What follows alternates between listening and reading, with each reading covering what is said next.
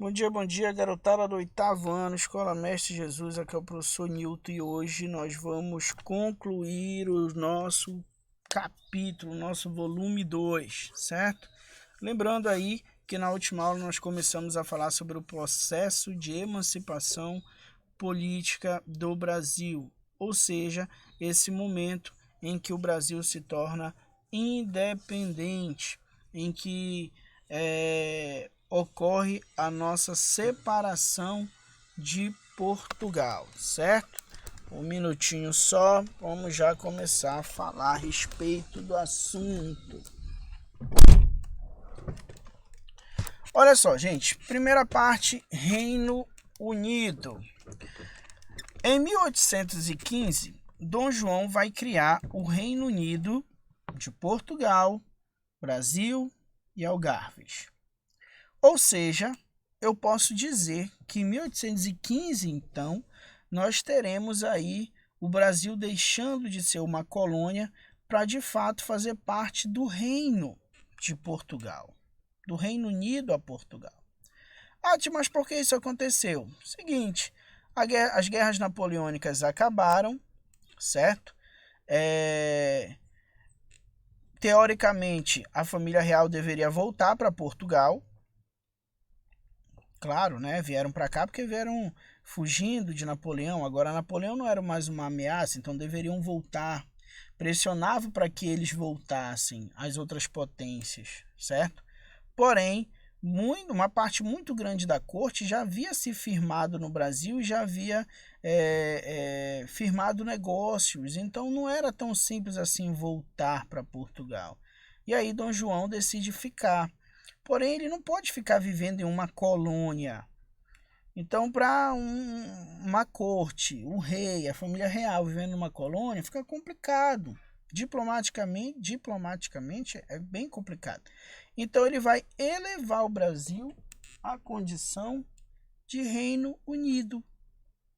Certo? Se eu não posso viver numa colônia, então isso aqui não é mais uma colônia, isso agora é o Reino Unido. Então, ele cria o Reino Unido de Portugal, Brasil e Algarves, certo? A decisão dele era muito apoiada aí pela elite do Rio de Janeiro. Já o Rio de Janeiro, que estava próximo a ele. Já as outras elites regionais não gostaram tanto da ideia. Por quê? Porque para as outras elites, gente, a família real estando no Brasil, o controle da corte sobre as outras regiões era muito maior. E tem um poder centralizado, e esse poder centralizado é muito rigoroso ao controlar as outras regiões. Se continuar aqui, vai continuar desse jeito, então melhor é que vá embora. Isso pensavam as elites de outras regiões, certo? Até porque os colonos não participavam mesmo da vida política, tinham que pagar pesados impostos, então tudo isso era motivo para as outras elites, as elites regionais, não concordassem aí com Dom João ficando no Brasil, certo? Para entornar mais o caldo, ele vai envolver o Brasil num conflito, tá? Pela província, que depois foi chamada pela província de Cisplatina, que hoje é o Uruguai, tá, gente? Isso mesmo, Uruguai. Durante um tempo, o Uruguai pertenceu ao Brasil, digamos assim. Porém, foi gasto muito dinheiro no conflito e isso gerou perdas. Por quê? O dinheiro gasto no conflito era o dinheiro pago pelos impostos das províncias. Então, uma grande parte dos impostos das províncias não ficavam nas províncias, iam para o Rio de Janeiro. E lá no Rio de Janeiro iriam ser gastos na Guerra da Cisplatina ou até mesmo na vida da corte, para a corte viver no luxo. E as elites regionais reclamavam disso. Poxa, a gente paga tanto imposto, o imposto não fica para a gente para fazer as coisas na nossa província, vai tudo para o Rio de Janeiro e lá some, não retorna de novo. Então, isso tudo gerou aí um descontentamento entre as elites de outras regiões, certo? Dia 6 de fevereiro de 1818, Dom João é coroado rei. Até então ele não era, tá, gente? Até então ele era príncipe regente. Ele só se torna rei quando a mãe dele, Dona Maria I, morre. Também conhecida como Dona Maria Louca. Então ele governa, mas ainda não é considerado um rei porque a mãe ainda estava viva. Quando ela morre, aí sim ele será coroado como Dom João VI. Tudo bem? A partir daí, de fato, nós temos um rei aqui no Brasil. Revolução Pernambucana. Gente, Pernambuco é um povo que gosta de uma revolução, gosta de uma revolta. É um povo que critica, que reclama, que vai para a rua. E isso a gente já viu algumas vezes acontecer. Entre elas na Revolução Pernambucana. Vamos entender os motivos para essa revolução. Primeiro, a economia pernambucana não ia muito bem, certo? Por quê? Estava enfrentando concorrência para os seus principais produtos, que eram o algodão e o açúcar. O algodão, os Estados Unidos passaram a produzir em larga escala e a exportar, e o açúcar das Antilhas começou a ter um preço mais atrativo. Com isso, tem uma queda na produção pernambucana, e isso vai gerar uma crise econômica em Pernambuco. Soma essa crise econômica em Pernambuco, gente, com essa cobrança de impostos aqui, ó. Com essa cobrança de impostos, com o fato deles não participarem das decisões políticas, com o controle da corte sobre Pernambuco, ou seja, tinham motivos suficientes para se revoltar e para reclamar. Além do mais, os cargos públicos eram monopólio dos portugueses. Só os portugueses, aqueles portugueses que haviam vindo de Portugal, mereciam os cargos públicos, enquanto os filhos de portugueses nascidos no Brasil não mereciam nada. Então, vamos ter um aumento de impostos para custear a vida na corte, como eu falei ainda há pouco. Isso vai fazer com que vários grupos sociais se mobilizarem contra portugueses. Esses grupos sociais, gente, eram alguns proprietários de terra, eram alguns comerciantes, eram alguns vendedores ambulantes, ou seja, o grupo vai ser bem diversificado. Inclusive, isso é uma das razões pelas quais talvez não tenha dado tão certo. Por quê? Porque eram vários grupos que tinham ideias diferentes. Basicamente, eram os revoltosos, que eram vários grupos sociais, versus os portugueses. Esse era o cenário de conflito. De um lado, os revoltosos e do outro, os portugueses. Dia 6 de março de 1817, eles tomam Recife. Ou seja, o movimento está conseguindo espaço. O movimento está conseguindo impor a sua vontade. Objetivo do movimento, gente, separação da capitania de Pernambuco do Reino Português, ou seja, era um movimento separatista, era um movimento que queria a independência do Brasil, não, da província de Pernambuco e de algumas outras províncias aliadas. Como seria o governo nessa nova província? Nessa nova província, não, nesse novo país, né? Recém-separado, se desse certo, uma república, movimento separatista, ideias republicanas. Então eu já posso dizer que esse movimento tem com certeza a influência de dois outros acontecimentos históricos: Iluminismo e independência dos Estados Unidos. Com toda certeza.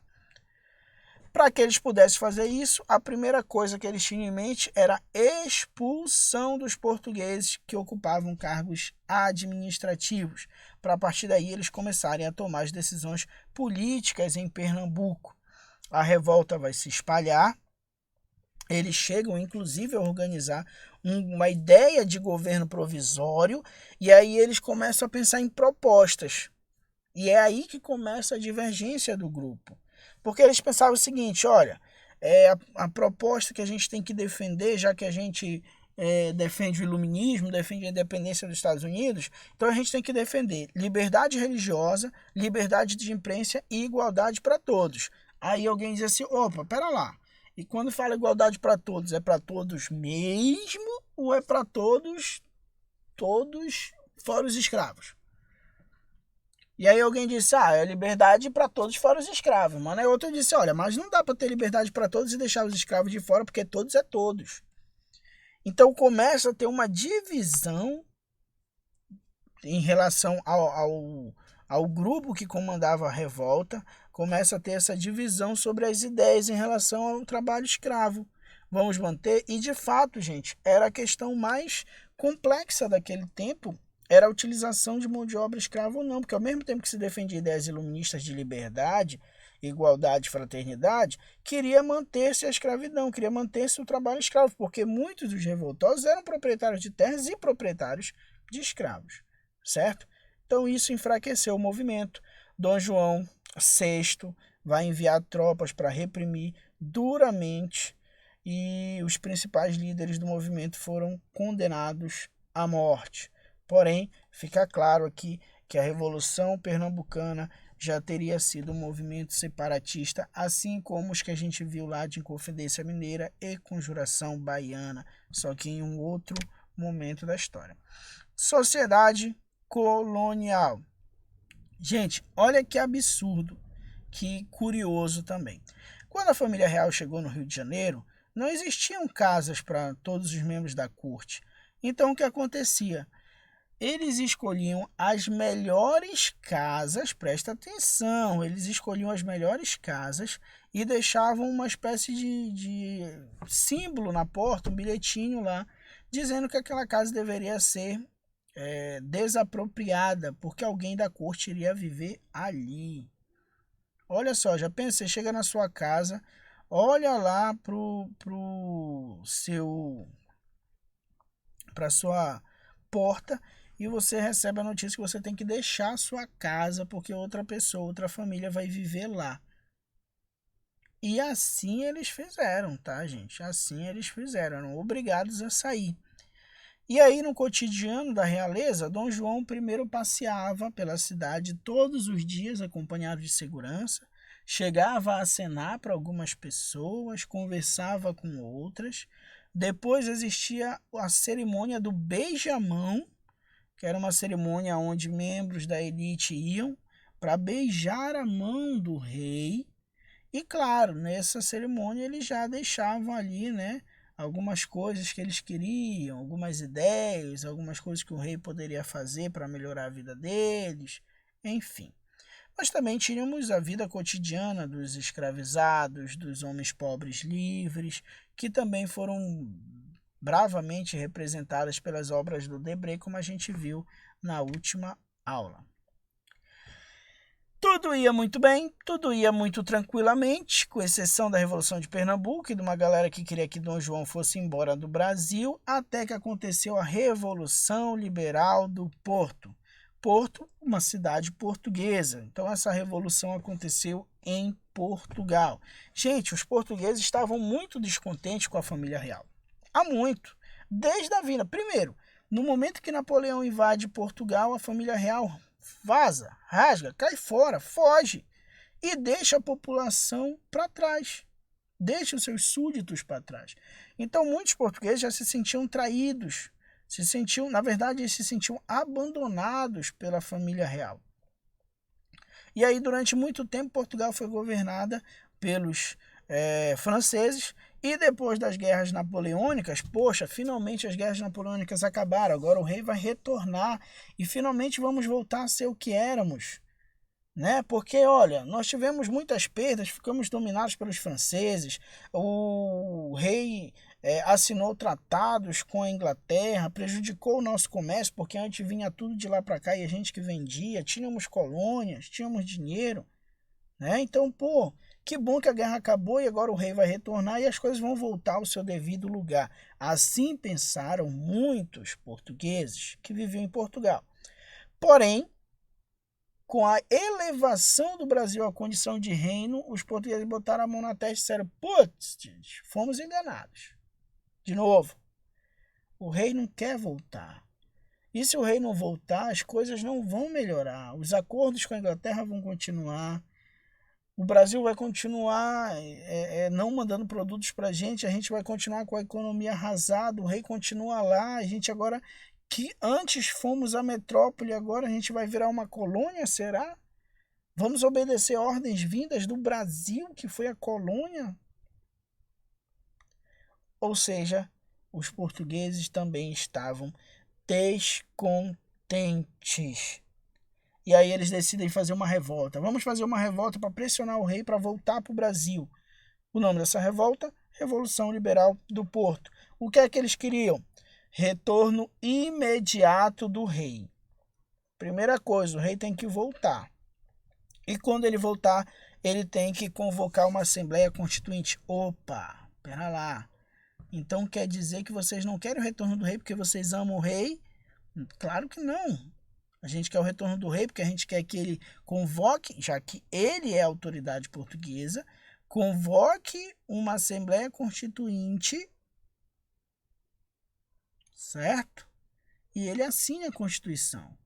Ou seja, os portugueses de Portugal queriam acabar com o poder absoluto de Dom João VI. Porque a partir do momento que existisse uma Constituição, então o rei estava abaixo dela e deveria obedecê-la. Certo?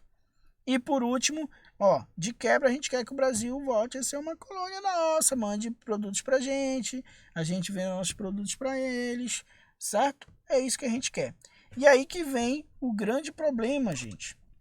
Porque no Brasil se cria um verdadeiro temor de Dom João VI retornar para Portugal, porque a gente sabe o seguinte, olha, a nossa garantia de liberdade é o Dom João VI no Brasil. A partir do momento que a família real sai daqui, a gente vai voltar a ser colônia. Isso não pode acontecer. Como é que a gente vai voltar a ser como a gente era antes, agora que a gente já comercializa com a Inglaterra há muito tempo, temos relações econômicas firmadas com a Inglaterra, temos uma certa liberdade de comércio? Como é que agora a gente vai voltar? As decisões são tomadas aqui, tudo bem que são centralizadas no Rio de Janeiro, pela corte, mas são tomadas aqui. A gente está mais próximo de reclamar de algo se a gente precisar do que ter que atravessar o Oceano Atlântico para ir até Portugal. Então, no Brasil, começa a se organizar um movimento em prol do Brasil não aceitar mais ordens portuguesas, em prol de uma possível liberdade de Portugal. Quando chega em 1821, diante de várias ameaças, inclusive de perder o governo, né? Lá em Portugal, os revolucionários criaram um governo, nomearam um governo provisório, e aí Dom João VI ficou com medo de perder o seu trono e resolveu retornar. Porém, deixou Dom Pedro como príncipe regente do Brasil, ou seja, ele deveria ficar no Brasil e governar. Já se tem alguns historiadores já têm em mente a ideia de que isso foi proposital, de que Dom João VI deixou Dom Pedro aqui porque temia um processo de independência, e uma das frases que ele teria dito é que se o processo se não desse para evitar a separação, que ela fosse liderada por ele, porque aí a família Bragança, né, gente, continuaria no governo de fato, certo? O Dom João VI governando Portugal e o Dom Pedro I, no caso Dom Pedro ainda, né, governando o Brasil. Então, querendo ou não, os domínios iam ficar sobre a mesma dinastia, sobre a mesma família, certo? É claro que quando o rei chega em Portugal, a corte pergunta pelo Pedrinho, cadê Pedrinho, cadê Pedrinho? Pedrinho não veio. Opa, isso é um problema, era para vir a família inteira. E aí eles começam a enviar cartas para o Brasil, tentando obrigar Dom Pedro I, Dom Pedro, não é Dom Pedro I ainda, tá? Só é Dom Pedro I depois da independência. Obrigar Dom Pedro a retornar para Portugal. Processo de independência. Janeiro de 1822, o tradicional dia do fico. Nesse dia aí, gente, chegou uma petição, uma espécie de abaixo-assinado aí dos apoiadores de Dom Pedro, dizendo que se fosse preciso uma guerra pela independência, se fosse preciso lutar pela independência, que eles estariam ao lado dele. E aí o Dom Pedro, que já estava meio que decidido a retornar para Portugal, porque estava sendo muito pressionado pelas cortes portuguesas, percebe que tem sim apoio de uma grande parcela, inclusive da elite brasileira. E aí ele decide ficar. E aí vem a célebre frase, né? Se é para o bem de todos e felicidade geral da nação, estou pronto. Diga ao povo que fico. Isso foi considerado dia do fico e nós comemoramos até hoje, certo? Gente, para a independência do Brasil, a gente não pode falar de independência do Brasil sem falar de duas figuras muito importantes, que foi José Bonifácio e a Leopoldina, a esposa do Dom Pedro. Aqui está o Dom Pedro, aqui a Leopoldina e seus filhos, e aqui o José Bonifácio. O José Bonifácio de Andrada era um estadista ilustrado, ou seja, ele conhecia o iluminismo, ele expressava as ideias iluministas e ele era um político, digamos assim, nato. Então, quais eram os pontos defendidos por Bonifácio? Integridade e indivisibilidade do reino, ou seja, não vamos fazer como na América Espanhola, que tudo foi dividido. Aqui nós vamos manter um único território, vamos demarcar as fronteiras, vamos criar colégios, criar universidades, instruir, claro que primeiramente a elite, tá? Vamos incorporar os indígenas à sociedade, apoiar agricultores. Ele era contra o tráfico de escravos e aconselhava pelo fim da escravidão. Ou seja, Bonifácio tinha ideias bem extravagantes para a época. Porém, essas ideias aí estavam cantando na mente do Dom Pedro. E a Leopoldina, ela era meio que uma fã do Bonifácio, das ideias do Bonifácio. Então, ao mesmo tempo que Bonifácio durante o dia conversava com Dom Pedro a respeito dessas ideias, a Leopoldina ia lá e reafirmava as ideias para Dom Pedro durante a noite, né, em casa, no âmbito familiar. Então, Dom Pedro foi meio que uma lavagem cerebral feita nele pela Leopoldina e pelo Bonifácio para que ele conseguisse assimilar a ideia de independência e de fato proclamar a independência do Brasil.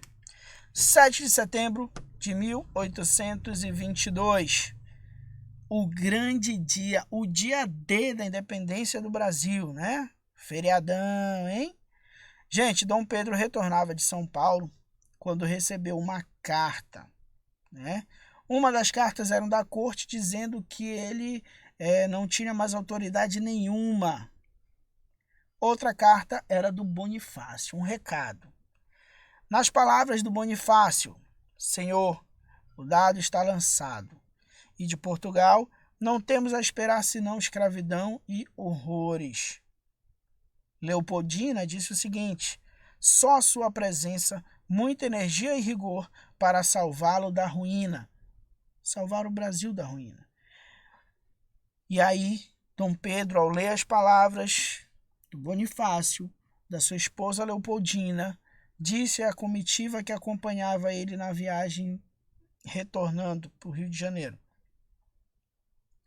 amigos, as cortes portuguesas querem escravizar-nos e perseguem-nos. De hoje em diante, nossas relações estão quebradas. Nenhum laço nos une mais. Viva a independência, a liberdade e a separação do Brasil. Nossa, é algo que até emociona, né, cara? Que louco! Estava declarada a nossa independência, estávamos livres de Portugal, graças a Deus tudo estava indo muito bem. A forma de governo foi uma monarquia hereditária, ou seja, era uma monarquia que passava de pai para filho. Opa, mas puxa vida, né? Vários países republicanos, vários movimentos republicanos, e quando a gente fica independente, a gente vira uma monarquia. Sim, uma monarquia. Aonde o coroado como imperador foi Dom Pedro, agora sim chamado Dom Pedro I. Porém, gente, não foi tão fácil assim ficar independente. Para um país de fato ser independente, ele precisa ser reconhecido como independente.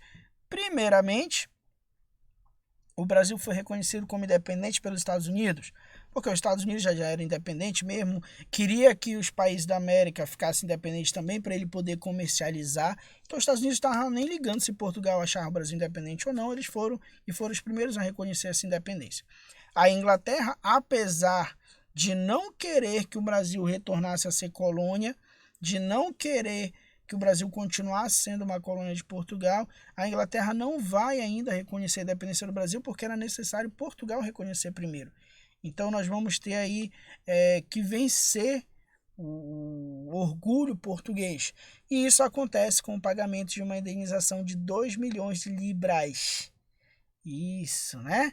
Meio que os ingleses chegaram para Dom Pedro e disseram: Dom Pedro, é o seguinte, a gente conversou lá com Dom João, conversamos com a corte portuguesa, e é o seguinte, tem um jeito deles reconhecerem vocês como independente, reconhecer o Brasil como independente. Nossa, é mesmo? E como? Ah, é simples, mano. Você paga 2 milhões de libras para eles e pronto, tá resolvido o negócio. Vem que o inglês, tu tá doido. A gente não tem dinheiro, cara. Como é que eu vou pagar 2 milhões de libras para Portugal? Não tem onde tirar. Pedro, pô, tu parece que nasceu ontem, cara. É o seguinte, eu vou te emprestar 2 milhões e tu me paga aí depois a gente resolve. Ou seja, o Brasil fica independente de Portugal pagando 2 milhões de libras esterlinas e fica dependente da Inglaterra economicamente. Nossa dívida externa só fazia crescer, só fazia aumentar, certo? Gente, o maior país em extensão territorial da América do Sul era livre, entre aspas, porque agora a gente estava interligado economicamente aos ingleses. Agora, o que aconteceu com o Brasil a partir daí, a gente só vai ver provavelmente depois das férias, certo? Gente, para vocês, exercícios da página 60, 67 e 68. Fique com Deus e até a próxima.